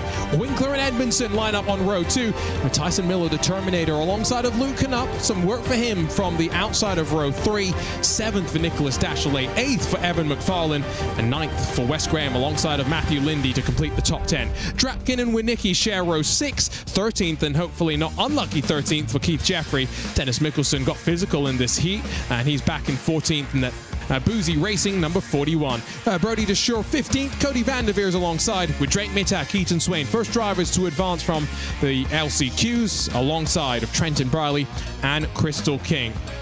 That competition caution, Dave, at the end of lap 4, we know it's going to bunch the field up. I think it means lap 1's going to be crazy. Oh, yeah. I have a feeling this is going to be a physical main event. More physical than we've seen all season. Just from what these drivers have experienced so far, they know where they got to push those, corners. They got to get in there. They got to push those cars out of the way. See Connor Barry chatting a little bit and probably trying to figure out maybe with his spotter what's going to be going on. And maybe Matt Adams' teammate not going to be too aggressive through the opening corner with Connor Barry. That might be the help that he needs. Drivers have been given the instruction, eyes towards the lights, and it's 10 laps of racing in the main event of the Signature Propellers Long Beach Surfside Showdown. It's Barry and Adams on the front row as the green drops from the streets of Long Beach. Paul Sitter gets a great launch as well, and Matt Adams is already there. He's going to cross alongside and pop to the outside on the championship leader. How aggressive does Barry go under the brakes? Front ends dive down onto the brakes. The field of 20 goes, and Adams sweeps that speed around the outside and carries himself to the race lead into the fountain section. Winkler bumps up behind Barry as they all make contact behind, but can they avoid concertinaing up through the fountain? Just about. Much cleaner than our LCQs. Yeah, there's a lot more trucks going through this, that's for sure. A lot more footsteps behind these other drivers, and I can say it's going to be tight here. We're going to see the physicality start to come into play as we get into the next couple laps. It may lay off. I think probably it's going to get more aggressive after the comp caution. On that restart, I expect a lot of carnage. Should be single file on that comp caution restart as well. Restart zone's rather late down that main straight, so there won't be much speed into turn 1, I think, but have to see what time will show us out.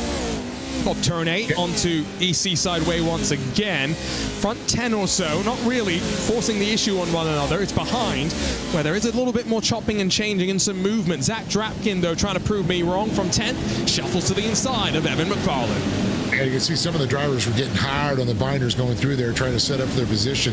Here, I don't think the inside line is always your best friend.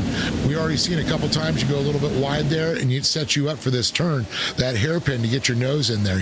You got to get in tight. You could force the guy on the outside up into the wall. So we're going to be seeing a lot of drivers going for that move. We saw Swain with that move. I bet you we're going to see it from again.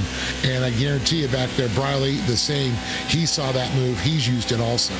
Pretty sure Drake Mittag threw it up the inside at the hairpin, and he's moved himself to 14th, but it's really cost some of those behind. Out wide for Mittag now. That's not ideal. He's going to get a slowdown, and he makes that contact with Van der Veer as well, so it's almost a double penalty as he now gets checked up behind those in front of him. All sorts going on there. Hand in the air for Van der Veer. I think that car is done as he pulls to the side of the track. Yeah, a lot of contact there as we saw that. He got on the binders, but unfortunately got on the back of the other drivers, and issues ensued from that. And you can see they are now starting to just stack up pretty much single file at this point. That's why I think when we get to that comp caution, or Juno, it's going to get crazy. I know we're just in for the calm before the storm, but look at this at the front. This is interesting, right? Adams has not broken away. He's got Barry and Sean Winkler behind him, so it could be three fast trucks at the front of the field come that restart. Josh Edmondson behind, I think feeling a bit of pressure from Tyson Miller and Luke Canup, who hasn't really made his way forward just yet. We know how much Luke was looking forward to today. He won in the Pro 2s when the R-Racing Short Course Series came here for an unofficial race a couple of years ago. Yeah, and you can see Sean, we're on board with Sean Winkler. He's got some good speed. Now there's a gap back to fourth right there with Edmondson. You talked about Edmondson getting tied up with the Terminator, Tyson Miller, just a little bit. But Winkler's got some speed. If he can just focus what's in front of him, as long as Edmondson doesn't try to force the situation, and get up on him. And I think we're going to see that, though. Again, I hate to reiterate myself, but the comp caution, it's really it's going to get nuts. We're going to see the lines get, more aggressive, I think. See, it's so interesting. I haven't ever been to Long Beach. It's on the bucket list, that's for sure. But I have commentated on it so many times with Indy cars before. It's just so weird. Not bad. It's good weird to be commentating on this, and it's been a lot of fun. We've said how much this should be a regular occurrence on our schedules. I'm thinking Pro 2s might be even more interesting because these trucks have four-wheel drive to power them off the corner. It makes it slightly easier in some ways, but also makes it a bit more difficult. As a road course racer, you always kind of want a rear-wheel drive machine. Gives you a bit more flexibility on the inputs to try and control the car. We'll have one more lap before that competition caution, so 2 more miles, 11 turns, and Connor Barry's right behind the bumper, the gearbox of his teammate, Matt Adams. And that's one thing you brought up about the different in the vehicles. The Pro 2s, the front end tends to push a little bit more. So you got to set up a little bit wider. You can't dive into the turns as tight, and they're not going to pull you out as quick. So it's a little bit more finesse to drive in the Pro 2. I think they can be more aggressive It's like, you know, the more prototypes or the more modern vehicles that have gone to the all-wheel drives, they seem to be a lot quicker. Yeah, because it's all off the corner as well, right? But it's just a slightly different driving style. Like you say, you square up the corner a bit more, you arc it in, and once that car is straight in the all-wheel drive, you can just put the power down, which, as an IndyCar person, that's why I've kind of fallen in love with on the sim for the most part when I drive. It just doesn't compute with my brain, but also hybrids don't compute with my brain. That's a different discussion as well. They're going to exit out onto the back straightaway, and Conor Barry still not close enough to Matt Adams to have a look, but close enough to have some concern, I think, that he could grab a 4th win this season. No one's going to get a lap back, so we're not going to spend too much time stationary. But what this is going to also do, Dave, is let these drivers cool down their tires, which might be a rather important thing. You see some side-by-side further behind us that looks like Keaton Swain on the charge. Yeah, you're not going to be going in and changing tires, that's for sure, on this one. I think letting the tires cool down, because it does affect the way these vehicles handle for sure. Now, remember though, when you get on the binders and you're coming into a corner on dirt, the front end disengages, so it allows the truck to rotate a little bit. Kind of wondering how that plays into, I really didn't think about with the asphalt. Yeah, no, those are all things that, you know, also setup-wise to try and compensate for. Yeah. Lindy, by the way, was the one in the fight with Winicki. That was not Keaton Swain, but I think he's just missed out on jumping in front before the competition caution. So bring things to a close, slow things down for the first half of the race. We'll get back going with 5 laps remaining. Adams, Barry, Winkler, Edmondson, and Miller, the top 5. I'd be curious to ask some of these drivers about the brake bias setups. You know, versus dirt versus the asphalt. Obviously, the more frontwards you have the brake bias, you'll slow down, I guess, faster, but you'll be able to turn less, right? Yes, yeah. So they lock up, you know, you're not going to be able to turn. But you also need it going into the turn, too. And you're not throwing the rear end out. The way Brian Till described this it to me like this, and I think this is a great way to describe it. There is a pedal, rather there is a cable effectively between the bottom of the steering wheel and the top of the throttle pedal. So when you're turning the wheel, you can't necessarily put the throttle down as much. If you want 100% throttle, you need the wheel to be straight, which is very true in all race cars, right? Whether you're on the dirt or on the asphalt. Yeah, that's true. That's true. See, that's I mean, it's amazing the setup to think about, like you just brought up. You know, in combination with how you set up with the braking and your gear ratios, tire pressures too is a factor. Yeah. I can't even imagine asking these drivers about tire pressures. Did they have to do it differently for the 4-lap race versus the 10-lap race, even with this hold in the middle? Sean Winkler, qualifying. Good point. That was a 1-lap session for some of these drivers. Let's not forget. Sean Winkler's locked in right now. He's ready to go. Yeah, and he's, you know, running that virtual reality where the other 2 drivers. I'm not sure what Adams is running, but Connor running the standard sim set. Not on VR. Not on VR, I think, for Matt Adams, but I could be wrong on that one. Our restart zone, I did mention it slightly earlier. It's deep, by the way, down this pit straightaway. So it's relatively close to turn 1. So we're not going to see too much speed into the braking zone, but it will mean that the field is going to be that much more compressed running out through the fountain section. So they're still pacing right now, but we're getting ready to go. Half this race left to rumble.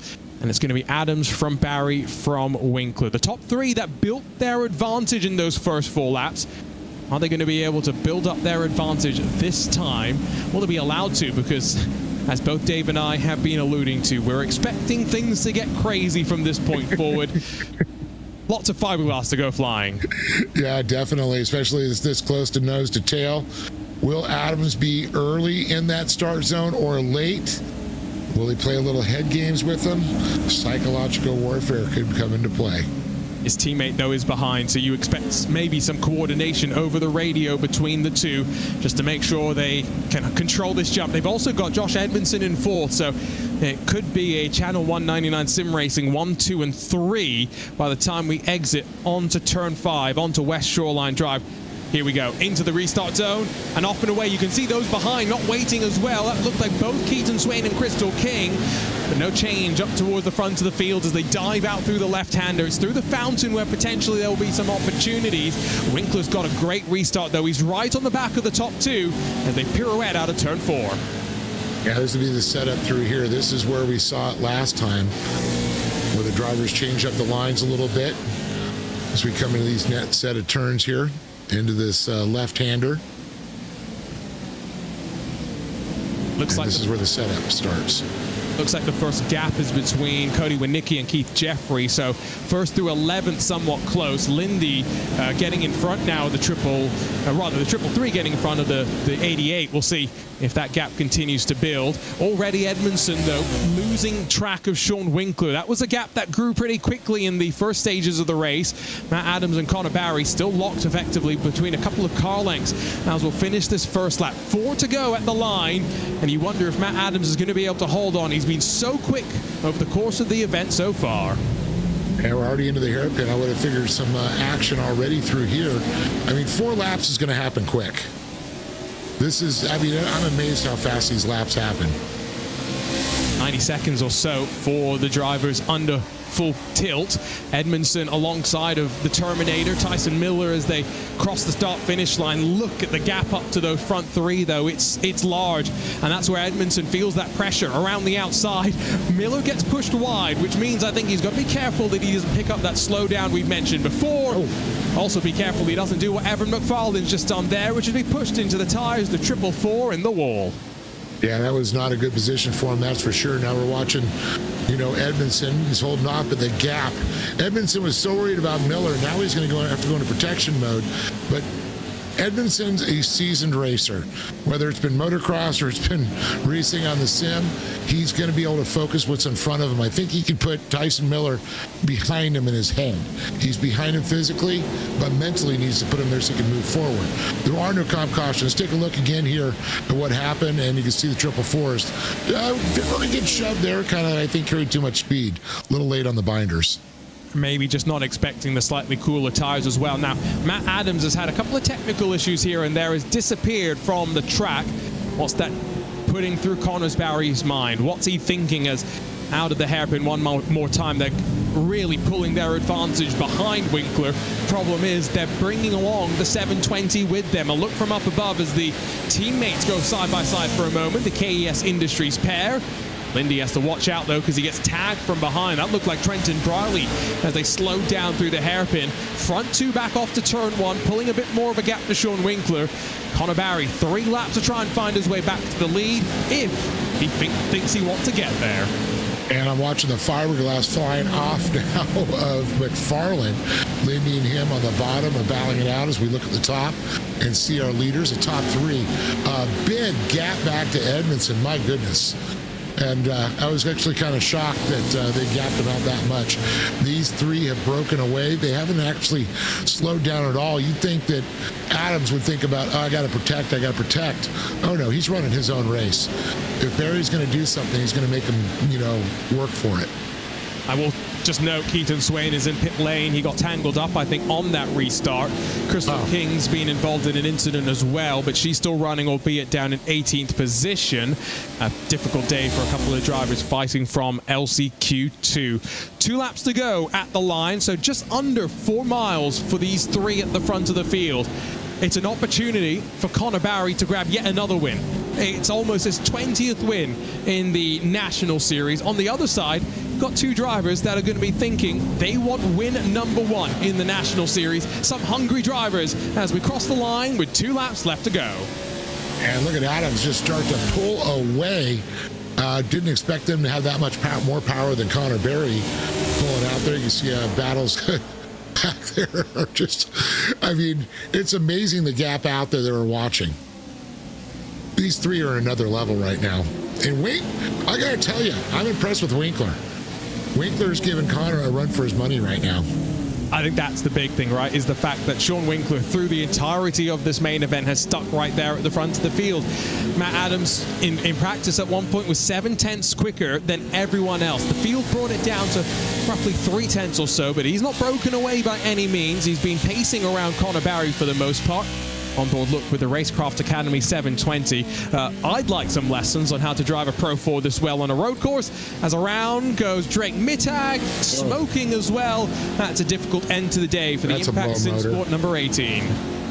Yeah, that's not going to get him far right there. It's a shame for him. He worked so hard to get into this one. But that's sometimes the way the cookie crumbles in racing. Showing some good speed though, so we'll see plenty more from him in the back half of the season. Remember, 5 rounds about to be complete as we cross the halfway mark of the Short Course National Pro 4 Series. There's going to be a look at a replay on top. Keep an eye out as well, though, as we get ready to start the final lap of the Signature Propellers Long Beach Surfside Showdown. That was a 333 of Matthew Lindy getting caught up together with Drake Mittag, but here we go. 2 more miles left to play. Yeah, this is just incredible. I mean, just to see the carnage that ensued with these 3 breaking away. And the contact's been minimal. I mean, as I say that, there's a little bump from Winkler letting Connor know he's back there. The white flag's out. Final lap. A mile here at Long Beach to be decided. A new winner possible. I think you said it best, though. There was just a little bit of a lean, not too much contact between second and third. Matt Adams is in control, though. These 3 have been so closely matched. It's shown, I guess, that you had to, in some cases, be physical, be willing to make some daring passes, Dave, to make something work. In the case of these 3 at the front of the field, haven't shown much intent, but they also haven't made any mistakes. And like you said, Adams and Winkler looking for their elusive win they have not had. Connor Barry, you know, hey, if he takes a loss in this one, still keeps his points going. Looking at Luke Knupp, the closest one in points, he's back in 5th. So that is a couple more points he's not going to gain on him. It's just all building for another championship run for the number 2 as he slides out of turn 9. His teammate Matt Adams in front of him has just got 1 more corner left to go, though. On the streets of Long Beach, we expected someone new to come out on top. Weren't sure who it was going to be. It's Matt Adams. Last week, Drake Mittag became winner 21 in the National Series. Matt Adams is winner 22. He does it in the Signature Propellers Long Beach Surfside Showdown.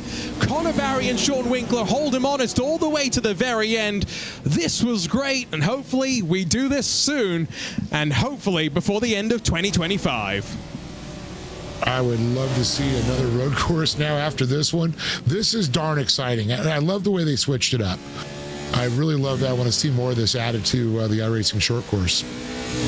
The good thing is, I'm not sure if you knew this, Dave. I was kind of alluding to that through the course of the day.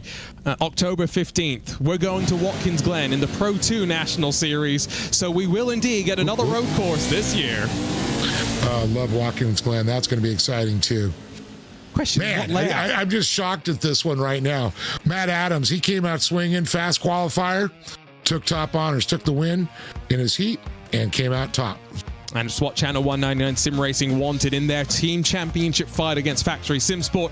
But all eyes towards victory lane, and for Matt Adams, he'll burn it down on the streets of Long Beach. Only 2/10 clear, though, of Connor Barry, who's just consistently at the front, even when not winning, makes his presence known. Sean Winkler, a blockbuster day for him as he grabs the podium in front of Josh Edmondson and Luke Knupp, while Factory SimSport do grab 6th and 7th with Miller and Dashley in front of the other Racecraft Academy pair in the top 10. Wes Graham and Zachary Drapkin. Cody Winicki crosses the line 10th, the best of the Impact SimSport entries, with Team Gold's Briley 11th, McFarlane down in 12th with Brody Deshore, Dennis Mickelson, Crystal King, Drake Mittag, Keith Jeffrey, and then Matthew Lindy 18th, Keaton Swain 19th, I do believe, and then Cody Vanderveer at the back of the field. Tell you what, though, let's not keep our winner hanging around. Dave Arnold standing by with the driver of the 404 and victorious from the streets of Long Beach. It's Matt Adams. Matt Adams, you came out swinging. You know, you qualified on top. You took the heat win. And, man, talk about this race. Incredible. You're up in the front. You and Connor Barry, teammates. Tell me about it. It was just a great race. I love road racing. It was fun to come to my favorite track. And man, I got a great team behind me. Connor and Sean really Did a good job not beating the rear end off my truck going through that hairpin. It's really hard here. Yeah, that hairpin, we saw it, of course, in a couple of the heat races. Definitely a few guys getting punted, a lot of contact. I think I saw the only contact, Winkler came up and gave a little bump to Connor. Other than that, you guys ran a very clean race. Was that a little bit, okay, I don't have to worry about somebody beating me up from behind? Yeah, I think we just all work together so much, and whenever we're in a race like this, no one wants to be the person to send a teammate off into oblivion, so I knew they weren't going to send me into the fence, but I was ready for a little bump if it came, so. Well, talk about how you prepared for this race. I mean, this is something that we don't normally do, is come race Long Beach in a Pro 4. But, I mean, what was going through your mind, the setup? Do you guys really all as a team get together to, all right, you work on this, I'll work on this, and we kind of figured out what works? Yeah, we all just hop into session, and I want to say Cam Pedersen, Josh really helped out a lot this week with the setup. It made a huge difference having some other people clicking around and figuring out what was best. You really have to throw the kitchen sink at something like this that isn't done often because no one knows what the best route is, and I think we found it. I think you did too. It actually showed. You had the quickest times up there, and one of the things that you did is you're now only the third winner so far this season now to take it and take Connor Berry down. Well, yeah, we're going to try our best. And I want to thank Channel 199, Track Racer, and Racecraft for making this all possible. All right. Congratulations, Matt Adams, taking the win here at Long Beach. And I do believe Arjuna is standing by with Connor Berry. It's not another medal, but it's another podium at the very least for Connor Barry. Congratulations, Connor. Talk to us. How do you feel after that 10 laps of action, just stuck behind your teammate for the majority of the race? Yeah, it definitely was fun. It definitely was tough out there. And honestly, I did not think I was going to be that good. I'm usually not that good at this stuff, but I put in a ton of work. And I mean, I got to qualify in the second spot. I was able to win my heat race and I got P2. So it definitely was a good night. And I'm glad that I was able to walk away with a pretty good points haul. I missed out on 3 points, I believe, because I was able to I got the fastest lap. So yeah, it definitely was good, and I am pumped on it. Talk to us about the differences about being here on the road courses. Dave and I, we talked a lot about the lines that some of you were running. It was interesting watching defense and offense, how that changed. But, there is another road course race in the Pro 2 National Series at Watkins Glen later this year. So, doing the sort of racing on the asphalt, on the concrete, it's something that, you're going to have the skills for in this National Series across the diversity of tracks that we're going to start to include. Oh yeah, it's definitely a different type. It's really about being smooth, and I think that's honestly why I was able to find speed fast. I always try and focus on being smooth, and I think that is something that I was able to get on fast, and it's all about being smart too. You have to time to time those drafts as well, and yeah, it definitely is fun, and I can't wait to go back in the Pro 2, and it's going to be at the Glen, and hopefully I'm in. It's going to be a better one. And I will be able to, I think I can go out there and win that one. So it's going to be fun. So yeah. Well, Connor, halfway through the Pro 4 National Series, leading the championship, things looking very well for you, all things considered. Congratulations on another great run. We'll see you next week as we head back to parts a little bit more familiar. Okay. Sounds good. Thank you, guys. Connor Barry in the number 2 Channel 199 Sim Racing machine. And now we have third place, Sean Winkler, standing by with Dave Arnold. John Winkler, wow, you found some speed tonight here. And it wasn't expecting, in a Pro 4 in the asphalt to see how fast you guys could be, but man, you were right on par. I mean, Connor, you were glued to his rear bumper. I tried to be. I mean, he's a two-time champ. He's multiple champ. Matt Adams is a Porsche iRacing champ. These guys are fast as heck. So to be that close with these guys, I'm very happy about that. Yeah, this was an awesome night. As good as it could have turned out for me, I think. Did you maybe put in a little extra time there at Long Beach trying to figure this out?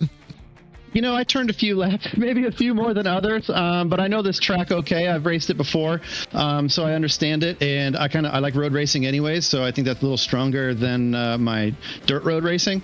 I was able to hit my braking points and kind of keep the truck underneath me, not slide it, make sure I entered the corners good, and yeah, we just kept our speed up, kept glued to Connor, and just brought her home. One of the things that Arjuno and I were talking about too is, the guys that are running VR like you. Is it a little bit more advantage because, you could actually look over, see how close you are to the wall, where it's a little harder with just regular monitors? Was that an advantage, you think? Well, I don't want to give away any secrets, but you are able to kind of spot your apexes, okay, in that thing. And if someone is getting close to you, you can kind of look behind you and take a look and kind of understand exactly where they are. So I think it's not a disadvantage, let's put it that way. I've enjoyed racing in VR. I've been doing it the last 5 years, and it's great. Yeah, it's awesome. Well, I got a big question I have is last year we saw a little bump on Connor coming in the corners, and we've seen this race early on in the heat races, the LCQs, they were a little bit more physical. I mean, was it you're like, all right, he's the points leader, but, I'm in third place. And, were you trying to say maybe I could force the issue? We saw it a couple times, forcing guys a little bit wider in their lines just to change it up. Were you in that, or you're like, okay, wait a minute, I'm not going to push this. I'm sitting third place. Yeah, I'm sitting third place. That's a great spot to be to get into the interview here. You get a good run here. The draft is huge. There's a giant power pole on the draft. So you get a good run, but I didn't want to, stuff it in the corner and take us both out or do anything too risky. I know at the end of the day, like you said, he's the points leader. Matt's running away with it. So I'm just going to hold my station. And if there is a mistake, obviously I'm going to try and take advantage of that. But Connor doesn't make very many. We ran a lot of laps practicing here leading up to this. So I knew how he races. He knew how I raced. And yeah, we just kind of did our race. Yeah, it was good. Well, last question I have for you, because you Connor mentioned it, you mentioned it, the drafting. Not something I usually say in a Pro 4. Drafting doesn't really come into play. No, it doesn't usually come into play. Yeah, around. It was big. It was big here. If your truck is clean and you have a good run, the draft is pretty strong in these trucks. They're giant boats. So if you can tuck in a hole there and get in line, you can get a nice tow and gain some speed. And that's where you were seeing that. I was giving Connor a little bump draft there down the straightaway, just kind of pushing him to the corner. But I wasn't going to do anything too stupid and ruin both our nights. So I just wanted to bring it home and have a good evening. Well, we're all stoked to see you up there. You had all you guys had a great race. So I know you probably got some people to thank for it. Yeah, before I do, Arjuna, I know you made a joke about me earlier not being able to close and sell a house, so I'm on the podium now, man. You kind of owe me one. But I just want to say thanks to Racecraft Academy.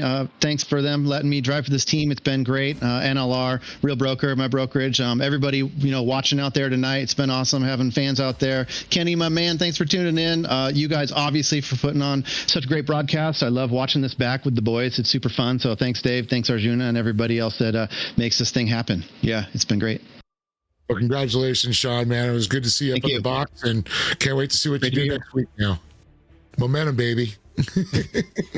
Well, he got things closed today on the track at the very least, so well done. For Sean Winkler, shut me up as well. Well, half the season is now done in this Pro 4 National Series. 5 rounds left to go. Dave, we'll have one more of our back-to-backs before we'll get at least a week off as we return to something a little bit more normal for these drivers. Return to the dirt, and I believe it's the Wild West Motorsports Park. Yeah, looking forward to going back up to outside of Reno and Sparks, Nevada. I'll tell you, one of the tracks that has the most elevations that we're going to see at any of these off-road parks.